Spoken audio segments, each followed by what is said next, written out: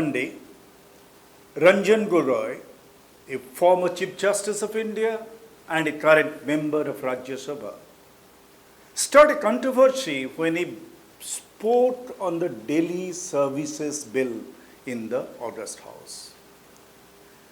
Mr. Gogoi supported the Union government on this bill. This is a bill that gives primacy to the bureaucrats appointed by the central government over the elected state cabinet of Delhi. This bill was brought by the government of India to overturn the decision of the Supreme Court, which had decreed that the officers working for Delhi state government would be under the administrative control of the state government itself. The Delhi Services Bill seeks to defy that Supreme Court decision and place the secretaries of the state government departments under the administrative control of the central government via its nominee, the LG. What does it mean? It means an elected government be damned.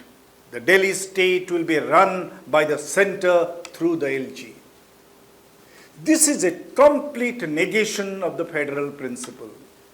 This is an impingement of the time-honored basic structure doctrine enunciated by the Honorable Supreme Court of India in the Keshavananda Bharati case in 1973. Well, there is nothing wrong with a nominated MP, Gogoi, supporting a government bill. But what drew sharp reaction is what is said on the basic structure doctrine while speaking on the floor of Parliament. Let's remember, the Judge Gogoi was an ardent champion of the basic structure doctrine. He referred to this inviolable doctrine in several of his court observations and also several of his rulings as a judge of the Supreme Court of India. It was not simply in the court premises, even outside the courtroom, he had espoused the sanctity of the basic structure doctrine. You just need to read what the Indian Express, a reputed national daily, wrote in its lead editorial yesterday, 9th August.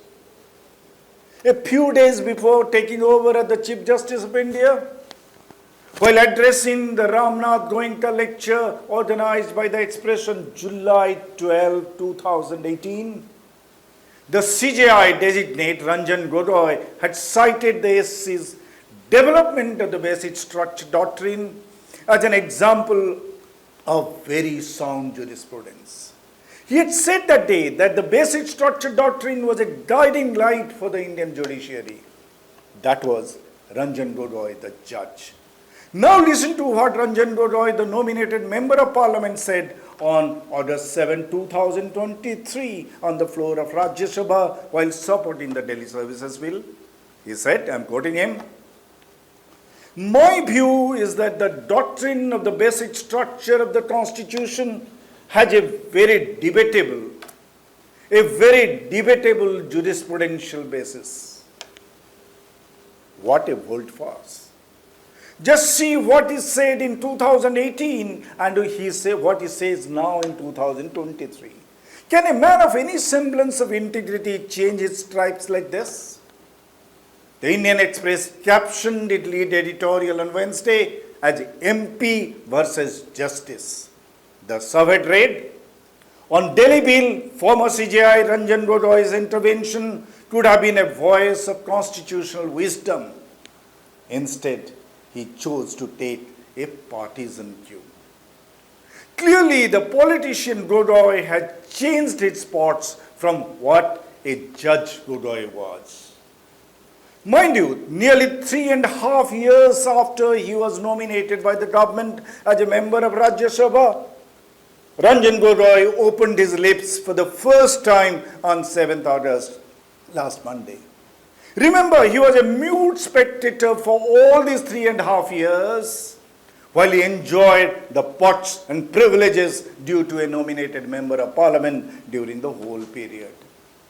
And when he opened his lips, when he made his maiden speech on the floor of Parliament after 3.5 years, he did so only to demonstrate to the powers that be that he was ready to toe their line, even if it meant swallowing all that he had said before to buttress his credential as a judge.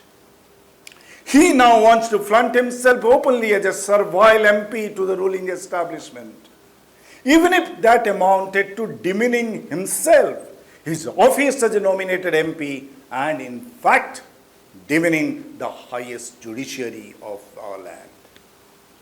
The Indian Express had made a dire premonition in an editorial 3 years ago on March 18, 2020, when Mr. Gogoi was first nominated as an MP.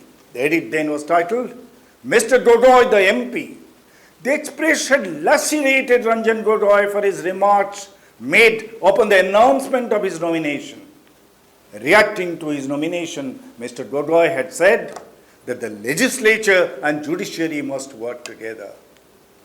The Express editorial said, I'm quoting it, it was a deeply problematic formulation because of its timing and because of its setting. What was the timing? Justice Gogoi had retired mere 4 months ago. And what was the setting? Addressing Mr. Gogoi, the Express wrote, the independence of the judiciary had seemed especially precarious in his own tenure as the CJI. And in times when the political executive was weaponizing its large mandate to suppress the adversaries. In this setting, that the government offered the Rajya Sabha seat to Justice Gogoi, and Justice Gogoi accepted it without a murmur, saying that executive and judiciary must work together. It was a failed blow, it was a tent. The Indian Express had not stopped there in that editorial on March 18, 2020. It had gone on to say, now that Ranjan Gogoi has accepted arrest nomination so soon after presiding over politically sensitive cases in which the government was a party, what were those cases? Assam NRC, Sabrimala, Ayodhya, Rafael, CBI. And mind you, in all these cases, CJI Gogoi bench had decreed in favor of the government. In these circumstances, Ranjan Gogoi, the Express said, has invited serious questions, not just on himself, but on the institutional mechanism of the separation of powers. The Express edit had then concluded saying, Justice Gogoi becomes complicit in the hurt caused to both the institution and its image. The Express said it hit the nail on the head that day. It matters little if the likes of Ranjan Gogoi lick the gutter for the sake of a few bones thrown at them.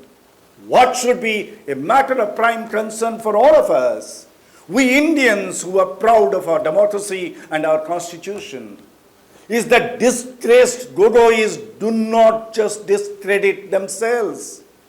They discredit our judiciary, which is the bulwark of our constitutional democratic framework. That's why it's important that we speak up, just as the Indian Express did, to defend our democracy and thoroughly expose those who are seeking to undermine it. Thank you.